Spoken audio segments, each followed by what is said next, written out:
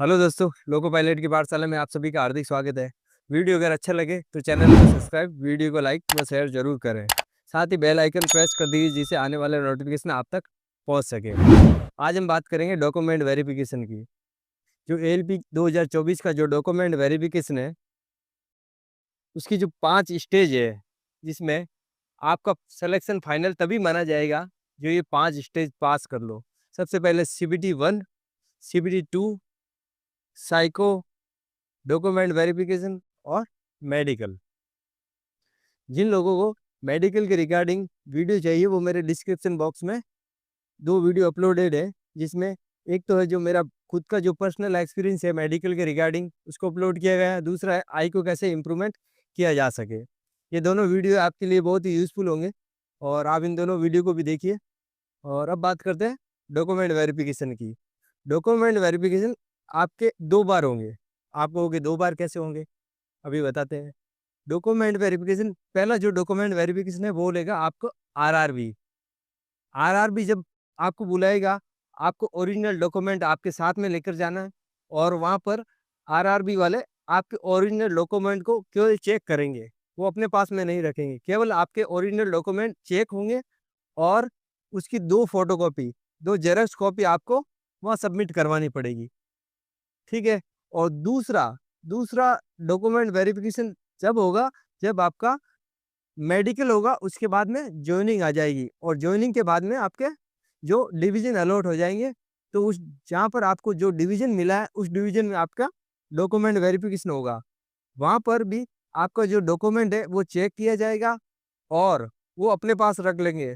वहाँ पर आपको सबमिट करवाना पड़ेगा ओरिजिनल डॉक्यूमेंट, और वहाँ पर भी आपको 2 या 3 जेरॉक्स कॉपी आपको सबकी साथ में लेकर जानी है।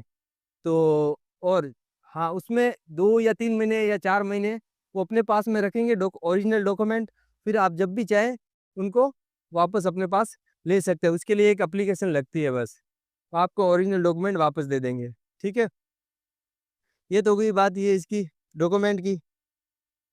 इस वीडियो को बिल्कुल स्किप मत करना, क्योंकि इस वीडियो में मैं आपको बताऊंगा आपको कौन कौन से डॉक्यूमेंट साथ में लेकर जाना है और उसमें किन किन गलतियों को नहीं करना है। अगर बाय द वे आपसे वो गलतियां हो गई है तो उन गलतियों को कैसे सुधारा जा सकता है। और साथ में मैं ऐसे रामबाण टिप्स बताऊंगा एंड में, तो आपके लिए बहुत ही वो यूजफुल होंगे। ठीक है। तो बात करते हैं सबसे पहले आप आरआरबी की जो साइट है जहाँ से आपने फॉर्म अप्लाई किया था, उस साइट पे जाकर अपना एडमिट कार्ड डाउनलोड कर लेना। और एडमिट कार्ड के साथ में आप अपना आधार कार्ड, अपना अगर आपके पास पेन कार्ड हो तो आपका पेन कार्ड, इन सब की 5 या 6 जेरोक्स कॉपी करवा कर साथ में लेकर जाएं। और साथ ही जो आपके ओरिजिनल डॉक्यूमेंट है उनकी 2 या 3 जेरोक्स कॉपी अपने साथ में लेकर जाएं। सबसे पहले बात करते हैं मैट्रिकुलेशन और हाई स्कूल एग्जामिनेशन सर्टिफिकेट की।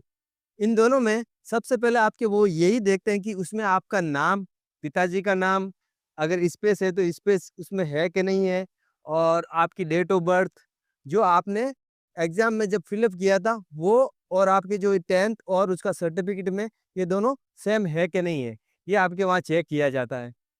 अगर किसी के मतलब कोई स्पेस नहीं है या फिर इसका नाम चेंज है, राहुल की जगह राहुल सिंह लिख लिया है, तो और उसका डेट ऑफ बर्थ गलत है, पिताजी का नाम गलत है, किसी में अगर कोई समस्या हो तो उसके लिए आपको कोर्ट से एक एफिडेविट बनवाना पड़ेगा।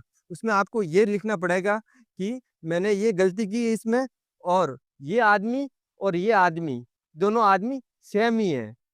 ठीक है। और इसमें ये लिखवा कर आपको वहां पर ये इसका सर्टिफिकेट है साथ में सबमिट करवाना पड़ेगा। 10+2 और हाई स्कूल एग्जामिनेशन सर्टिफिकेट, इसमें आपके पहले मतलब बहुत पहले जब इसका जो सर्टिफिकेट आता था और मार्कशीट आती थी, दोनों अलग अलग आते थे। मार्कशीट अलग मिलती थी, सर्टिफिकेट अलग मिलता था। पर अब ऐसा नहीं है, अब मार्कशीट और सर्टिफिकेट आपको दोनों एक साथ ही मिलते हैं। तो जिसके पास में जो कंबाइंड मार्कशीट और सर्टिफिकेट है वो अपने साथ में कंबाइंड वाला लेके जाएं, जिनके पास में मार्कशीट अलग है और सर्टिफिकेट अलग है वो अलग सर्टिफिकेट अलग मार्कशीट लेके जाएं। अब बात करते हैं थर्ड नंबर की। थर्ड नंबर पे एनसीवीटी, एससीवीटी, डिप्लोमा और इंजीनियरिंग सर्टिफिकेट प्लस उनकी मार्कशीट। इनकी मार्कशीट आपको फॉर्म फिलअप की लास्ट डेट से पहले पास आउट होना चाहिए। अगर आप उसके लास्ट डेट से पहले पास आउट नहीं हो तो फिर आपको दिक्कत होगी, आप इसमें एलिजिबल नहीं रहोगे। और इसका जो सर्टिफिकेट है आपका ओरिजिनल चाहिए। अगर आपके पास में ओरिजिनल नहीं है, तो आपको पहले ही प्रोविज़नल बनवा लेना चाहिए। प्रोविज़नल मीन्स आप अपने जो जहाँ से आपने डिग्री की, उस कॉलेज में जाइए, वहाँ से लिखवा कर लाइए, ठीक है? और वहाँ से सील और साइन करवा कर आप अपने जब डॉक्यूमेंट होता है, वहाँ जमा करवा दीजिए, ठीक है? जब भी आपका ओरिजिनल सर्टिफिकेट आए, तो आप रेलवे को जमा करवा दीजिए, ठीक है? ये तो हो गए अपने डिग्री की बात। और उसके बाद में हम बात करते हैं 4th नंबर पर है एससी/एसटी सर्टिफिकेट। एससी/एसटी सर्टिफिकेट आपके रेलवे फॉर्मेट के अनुसार ही चाहिए और एनेक्स्चर नंबर 1 के अकॉर्डिंग होना चाहिए। और अगर आपके पास में सेंट्रल का जो कास्ट सर्टिफिकेट है वो है, तो भी बढ़िया है, कोई दिक्कत नहीं उसमें। और आपको जो रेलवे का जो सर्टिफिकेट है, कास्ट सर्टिफिकेट एससी/एसटी का, उसको बार-बार अपडेट करवाने की ज़रूरत नहीं होती है, वो एक बार ही अपडेट होता है। 5 नंबर पर है NCL non creamy layer. Railway ने पहले ही बता दिया था कि जो भी आपके सर्टिफिकेट हैं, वो फॉर्म फिलअप की लास्ट डेट के पहले के होने चाहिए। क्योंकि जब आप फॉर्म फिलअप करते हो, उस सर्टिफिकेट के जो नंबर होते हैं, वो आपके उसमें फॉर्म फिलअप में डालने होते हैं, ठीक है? और जो भाई ने सेंट्रल की जगह स्टेट के जो सर्टिफिकेट है वो बनवा लिया है, तो वो गलत है। अभी भी आपके पास में टाइम है, आप सेंट्रल का सर्टिफिकेट बनवा लीजिए। और जो ओबीसी भाई एनसीएल में है, वो एक एफिडेविट बनवाइए, उसमें लिखवाइए कि मैं क्रीमी लेयर नहीं हूँ, मैं एक नॉन क्रीमी लेयर हूँ, ठीक है? और क्रीमी लेयर और नॉन क्रीमी लेयर में एक ही फ़र्क है कि जिनकी इनकम 8 लाख से ज़्यादा है, वो जनरल में आएँगे, ओबीसी वाले, वो हो गए creamy layer. Non creamy layer हो गए, जिनकी इनकम 8 लाख से कम है, वो हो जाएँगे नॉन क्रीमी लेयर, ठीक है? 6 नंबर पर है ईडब्ल्यूएस इकोनॉमिकली वीकर सेक्शन। इसका जो फॉर्मेट है एनेक्चर 3rd के अकॉर्डिंग होगा और इसके लाभ के लिए आपको जिनकी इनकम 8 लाख से कम हो और जिनकी 5 एकड़ से एग्रीकल्चर ज़मीन 5 एकड़ से कम हो और भी इसमें कंडीशन है, वो आप फुलफ़िल कीजिए और इसका जो सर्टिफ़िकेट है आप लगवा सकते हैं। 7 नंबर पर है ईबीसी इकोनॉमिकली बैकवर्ड क्लासेज। इसका जो फॉर्मेट है वो एनेक्चर 4 के अकॉर्डिंग होगा। जिन लोगों ने इसकी जो छूट ली है, वो इसको रेलवे फॉर्मेट में लेकर जाएँ और जमा करवाएँ। अब बात करते हैं 8 नंबर पॉइंट की। इसमें जो भी भाई अपने माइनॉरिटी में आते हैं, जैसे सिख है, जैन है, ईसाई है, ये सब है ना एनेक्चर 5 के अकॉर्डिंग अपना फॉर्मेट लेकर जाएँ, साथ में एक एफिडेविट बनवा कर लेकर जाएँ जिसमें ये मेंशन होना चाहिए कि वो माइनॉरिटी में आते हैं। ठीक है? एक फिर उसके बाद में बात करते हैं कि नंबर 10 में जो एक्स सर्विसमैन है, वो अपना जो ओरिजिनल डिस्चार्ज सर्टिफिकेट है, वो अपने साथ में लेकर आएँ और अपना जो आइडेंटिटी कार्ड है वो अपना आइडेंटिटी कार्ड साथ में लेकर आएँ और जो छोड़ने का आपके जो जॉब छोड़ने का कारण है वहाँ का, वो आप साथ में लेकर आएँ, ठीक है? नंबर 10 में आधार की आपको दोनों साइड की, आगे की और पीछे की ज़ेरॉक्स कॉपी अपने साथ में लेकर जानी है और ओरिजिनल साथ में होना चाहिए, ठीक है? और उसमें आपका नाम, अगर स्पेस नहीं है तो स्पेस देख लीजिए, पिताजी का नाम, डेट ऑफ बर्थ, ये सब कुछ सही होना चाहिए। अगर सही नहीं है, तो अभी भी आपके पास में टाइम है, फिर से बनवा लीजिए, ठीक है? और उसके बाद में बात करते हैं पॉइंट नंबर 11 की।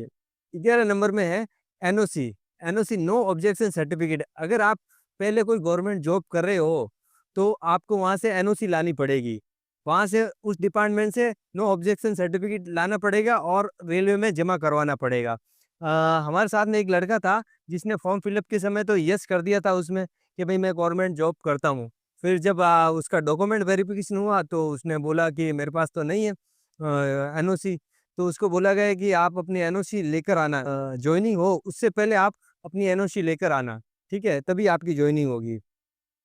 तो अगर आप कहीं जॉब कर रहे हो, तो आप अपना एनओसी अभी भी आपके पास में टाइम है, लाकर रख दें।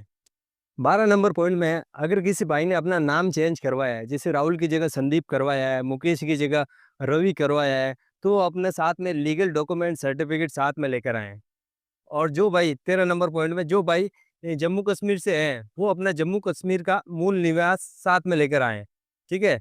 और 14 नंबर पॉइंट में जो जिसका डिवोर्स हुआ हो, जो विधवा हुई हो, वो अपने पति का जो है डेथ सर्टिफिकेट है वो साथ में लेकर आएँ और डिवोर्स का अगर सर्टिफिकेट है वो साथ में लेकर आएँ और आपको एक एफिडेविट बनवाना पड़ेगा, इसमें लिखना पड़ेगा कि आपने दूसरी शादी नहीं की है।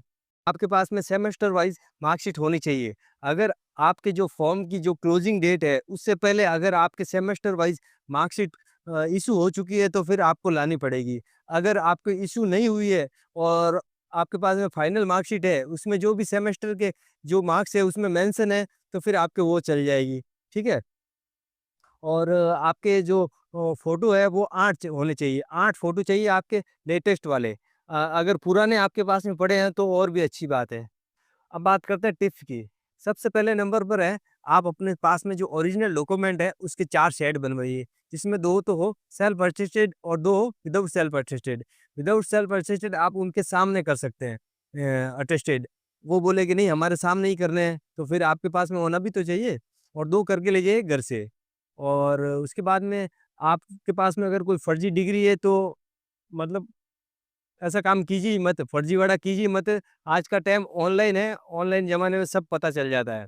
और उसके बाद में आप अपने जो एडमिट कार्ड है सीबीटी 1 का, सीबीटी 2 का और साइको का, ये आपका जो कटा हुआ हिस्सा आपको दिया जाता है नीचे वाला, वो अपने साथ में लेकर जाइए। और आपका एप्लीकेशन फॉर्म, जब आपने फॉर्म अप्लाई किया था, अगर आपके पास में अभी भी है, तो आप अपने साथ में लेकर जाइए। उसके बाद में उसके बाद में अगर आपने एक ही समय में 2 डिग्रियाँ की है, एक ही टाइम में, एक ही साल में 2 डिग्रियाँ की है, पहली बात तो करनी ही नहीं चाहिए। अगर की है तो फिर आपने अपने हिसाब से देख लीजिए, क्या करना है। ठीक है? मैं तो कहता हूँ मत लेकर जाइए और करनी भी नहीं चाहिए पहली बात तो। और फिर एससी, एसटी वाले जो भी हैं भाई, उनको फ्री ट्रैवलिंग पास है, वो साइट से अपलोड करके और अपना पास बनवा कर जाइए। और उसके बाद में आपका जो डीवी है, उसके जस्ट 1 दिन बाद में आपका मेडिकल होगा या फिर 1 दिन छोड़कर दूसरे दिन आपका मेडिकल होगा। तो आप अपने साथ में कोई अपने भाई, अपने दोस्त अपने रिलेटिव को, किसी को भी अपने साथ में लेके जाइए और पास में पैसे की व्यवस्था भी रखें क्योंकि 2 का 3 दिन भी हो सकता है, 4 दिन भी हो सकता है और ऐसा नहीं हो कि जैसे आपका ज़ोन में 3-4 जगह मेडिकल चल रहा हो। जैसे अजमेर में चल रहा था जयपुर में चल रहा था, बीकानेर में चल रहा था, जोधपुर में चल रहा था। अजमेर में डॉक्यूमेंट वेरिफ़िकेशन करवा के वहाँ से सबको अलग-अलग जगह जाना था। तो किसी को जयपुर, किसी को जोधपुर, किसी को बीकानेर और किसी को 1 दिन का टाइम दिया, किसी को 2 दिन का टाइम दिया और उसके बाद में आपका जो मेडिकल है उसमें भी 2 दिन लग जाए। 1 दिन डीवी का हो गया, 1 दिन आपको जाने का हो गया और 2 दिन आपके मेडिकल के हो गए और 1 दिन आप पहले भी आते हो तो 4-5 दिन आराम से चले जाते हैं। तो पैसों की व्यवस्था भी अपने साथ में रखिए और उसके बाद में और किसी के झांसे में बिल्कुल मत आइए कि मैं आपका ये मेडिकल पास करवा दूँगा, ये वो पैसे दे दो, वो ले लो, ये कर दो, वो मतलब ऐसा काम मत कीजिए।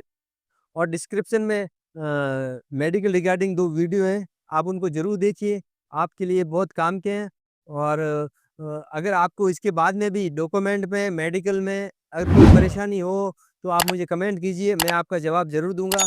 तो मिलते हैं लोको पायलट की पाठशाला के अगले वीडियो में, तब तक टेक केयर, शुभ रात्रि।